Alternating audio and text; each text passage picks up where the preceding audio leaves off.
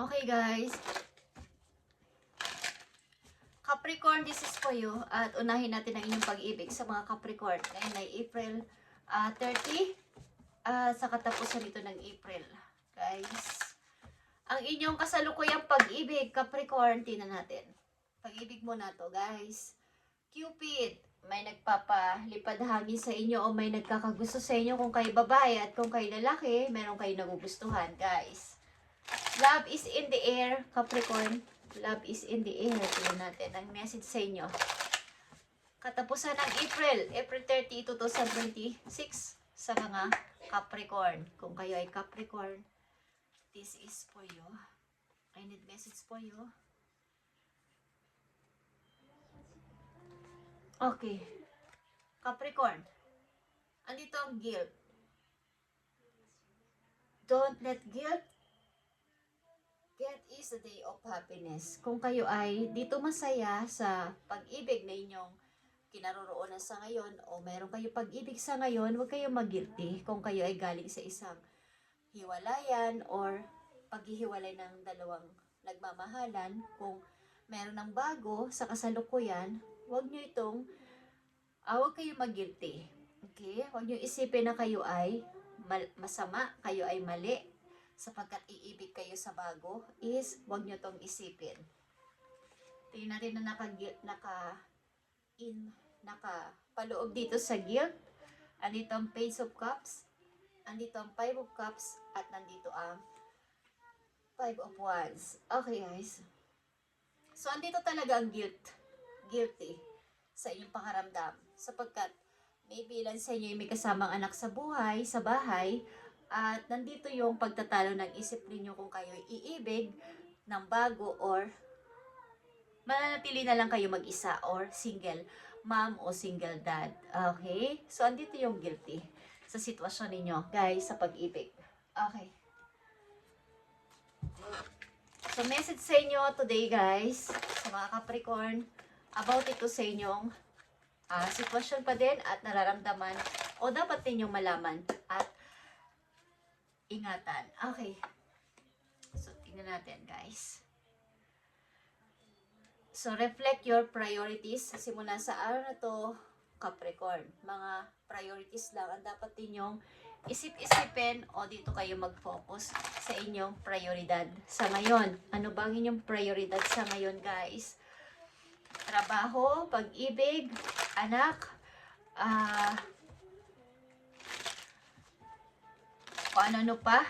Okay guys, sa inyong buhay sa ngayon, sa kasalukuyan, ano ang prioridad ninyo o dapat ninyong unahin bukod sa lahat? Tingnan natin to guys, ang inyong message. Dapat ninyong malaman at tandaan sa pagtatapos ng April. Okay. Prioridad nyo ang masayang pamilya o magkaroon ng masayang pamilya o panatilihing masaya ang inyong pamilya kung kayo ay buo pa ang inyong samahan ng inyong asawa or kinakasama o ng inyong kasintahan. Gusto ninyong bumili ng bagong bahay, tumira sa isang bahay na magkakasama ang buong pamilya. Yun ang ilan sa inyong mga prioridad o dapat na gawing prioridad. Okay. So Capricorn, go wild ang inyong message. Okay. Ibig sabihin nito guys, go wild is gawin ninyo kung anong nararapat. Yung mga prioridad talaga ninyo is inyong isipin sa ngayon. Ipagpatuloy nyo to kung ano man ang inyong naiisipan.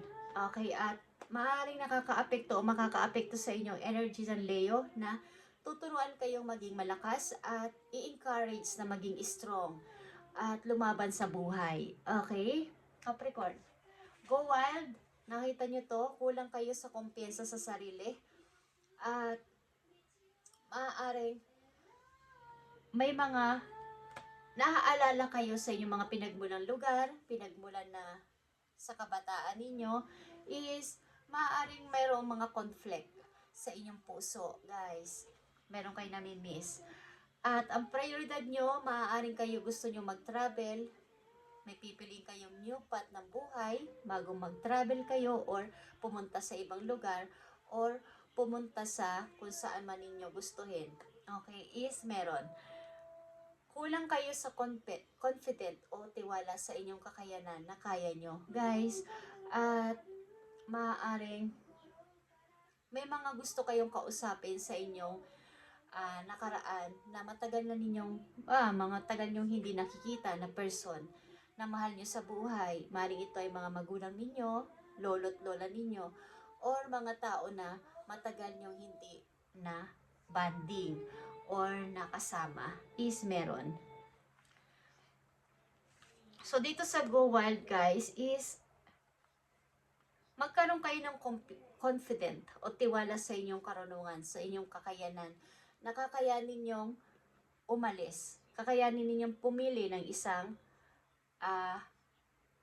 bagong path ng buhay. Is gusto ninyo bagong kayo, bagong Capricorn, is meron kayong balak o may plano kayo, but may konting pag-aalinlangan.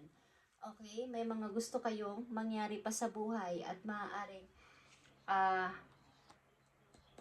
panatilihing maayos ang pamilya, magsama-sama sa isang bubong kasama ang buong pamilya. Yun ang inyong gustong mangyari, Capricorn. Huwag kayong mag-stay lang dyan. Kung mayroon pa kayong balak na i-start pa sa buhay, is i-encourage nyo ang sarili nyo na kayo maging matapang sa harap sa mga challenges pa sa buhay. Okay? Capricorn, message po yung ngayong April 30, 2026. At reflect on your priorities. Yung mga priorities nyo talaga is inyo na ngayong isang tabi muna ang iba. Yung mga hindi pa kailangan na matapos, hindi pa kailangan na unahin, ang unahin nyo ay yung inyong prioridad o dapat na mahalaga lang sa ngayon. Okay? Capricorn, message po po you. Andito ang self-love sa inyo, guys. Focusing on the positive aspect of yourself, Capricorn. Okay? Ito yung magdadala sa iyo para ikaw ay magkaroon ng tiwala ulit sa iyong sarili at huwag manatili sa mga tao na aabot sa inyo, nagsasalita sa inyo ng mga negative, is lumayo kayo sa kanila, Capricorn. Okay? Maaaring meron sa inyo nagpapalipad ng hangin, pag-ibig, guys. Kung kayo ay babae, meron kayong nararamdaman na may gustong person, nandyan lang sa inyong tabi or may dapat kayong pansinin. Pero andito yung guilty o nagigilt kayo na umiibig ba ako sa bago is okay lang. Capricorn, this is for you. Obstacle and blocks are lifted, guys. Yung mga obstacle mo at mga nagpapablock sa yung pag-unlad ay maaaring aalis na o umalis na. Okay?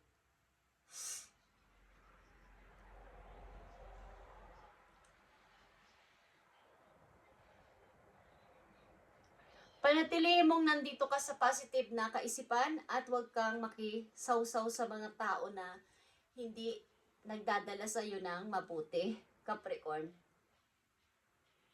You will now experience progress and forward movement with your projects. Stay centered and gratitude to ensure that your flow of abundance continues. Okay, maging panatilihin yung kayo ay mabait sa lahat at ipagpatuloy nyo ang inyong ginagawa sa dati-dati pa na ito yung inyong mga nakaugalian, is huwag niyong baguhin. Kung kayo ay mabait o maunawain sa lahat ng tao, bagamat kayo nakakaaranas ng kahirapan o paghihirap sa buhay, is hindi nyo namamalaya na yung mga biyaya ay continue paparating sa inyo na hindi nyo namamalayan. Okay, guys? Yung mga obstacle at mga nagpapablock o nagblock sa inyo ay ito ay tuluyan ng lilisan sa inyong buhay. Okay. So, huwag kayong mag-guilty. Okay? Huwag kayong mag-guilty sapagkat kung kayo ay iibig muli, sa pag-ibig ninyo ay nararapat lang dahil kayo ay tapos na doon. Nagawa nyo na yung part ninyo kay Capricorn. Huwag na kayong mag-guilty. Kung may guilt kayong nararanasan o nararamdaman sa inyong puso is tama na. Okay? Mahalagang message sa inyo guys. Umiwas sa mga tao nagdadala sa inyo ng gulo at nagbibigay ng mga negative. Mga salitang negative. Dahil katapusan ngayon ng April guys is magsisimula na ang Taurus season. Is maaaring maka-apekto sa inyo ito sapagkat andito ang reflect on your priorities. About ito sa inyo mga prioridad muna isipin nyo sa ngayon at wala nang iba pa muna. Okay? Message for you, Capricorn. Okay, nandito ang 7 of Thought at ito ay 7 of Sword. Maaaring kayo ay busy sa bawa. Kahit ayaw nyo nang pamansin, kahit ayaw nyo na silang pansinin o entertainin sa buhay ninyo, pilit at pilit ang mga tao na ito na kayo ay tawagin or kahit gusto nyo maidlip man lang saglit, is hindi nyo magawa-gawa. So, magbigay kayo ng self-love sa inyong sarili at pilitin na humindi sa mga dapat na pahindian, guys. Okay? Na mga paghingi ng attention ng ibang tao na hindi naman mahalaga. Okay?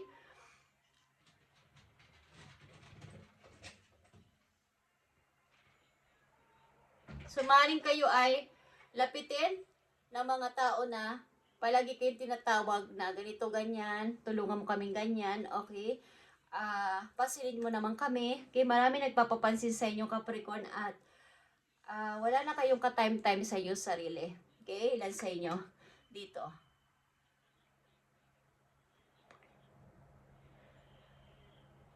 Okay.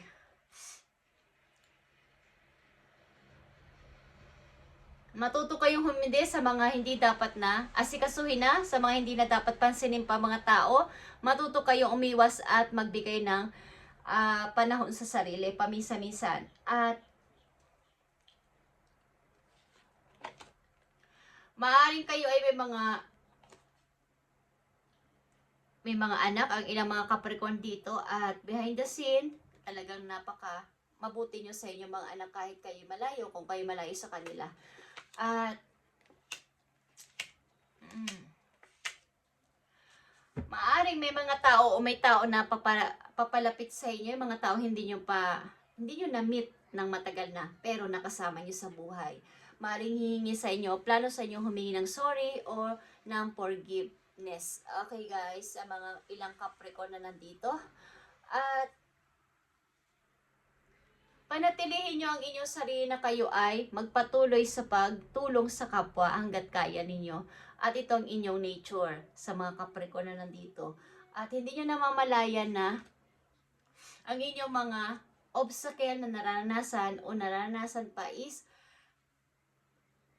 tuluyan na aalis sa inyong buhay. Okay. Stay centered in gratitude to ensure that your flow of abundance continues, Capricorn. Okay, thank you and God bless, Capricorn. At itong inyong message ngayong April 30. Ngayong April 30 ito at i-apply nyo sa sarili nyo kung gusto nyo lang kahit 1% sa message na to at para to sa inyo. Thank you, Capricorn, and God bless.